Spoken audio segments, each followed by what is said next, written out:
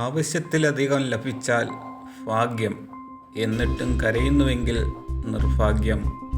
ഉള്ളതിൽ സന്തോഷിച്ചാൽ സൗഭാഗ്യം. ബോധമുള്ളവൻ്റെ സുഹൃത്താണ് ക്ഷമ.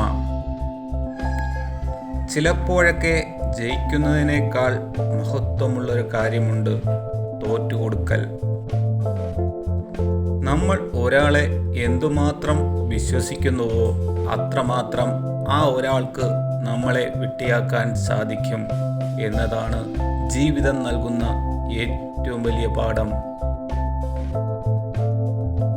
സമയം വളരെ കുറവാണ്. സന്തോഷം കണ്ടെത്താൻ ഇനിയും വൈകരുത്.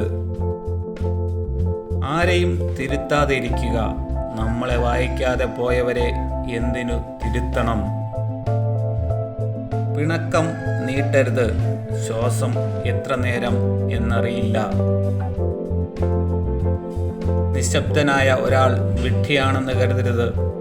ശ്രദ്ധയോടെ കേൾക്കുന്നവൻ സംസാരിക്കുന്നതിനേക്കാൾ ബുദ്ധിമാനാണ്. വിശ്വസ്തനായ ഒരു സുഹൃത്തിന് 10,000 ബന്ധുക്കളുടെ വിലയുണ്ട്. ഉള്ളതുകൊണ്ട് തൃപ്തിപ്പെടാനുള്ള ഒരു മനസ്സ് നിനക്കുണ്ടെങ്കിൽ ഈ ലോകം മുഴുവൻ കൈവശമുള്ളവനും നീയും തുല്യനത്രേ.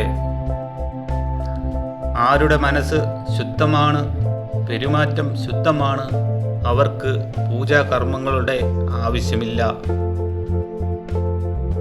തെറ്റിദ്ധരിക്കാൻ എളുപ്പമാണ്, മനസ്സിലാക്കാനാണ് പ്രയാസം. നുണകൾ പറഞ്ഞ് മറ്റുള്ളവരെ കബളിപ്പിക്കുമ്പോൾ യഥാർത്ഥ ബന്ധങ്ങൾക്ക് ആവശ്യമായ വിശ്വാസവും സത്യസന്ധതയും നാം തകർക്കുന്നു. ബഹുമാനം, മനസ്സിലാക്കൽ, സഹാനുഭൂതി, സത്യസന്ധത എന്നിവയാണ് ഈ ബന്ധത്തിൻ്റെ അടിസ്ഥാന ഘടകങ്ങൾ. നമ്മൾ ചാനൽ സബ്സ്ക്രൈബ് ചെയ്യണേ പ്ലീസ്.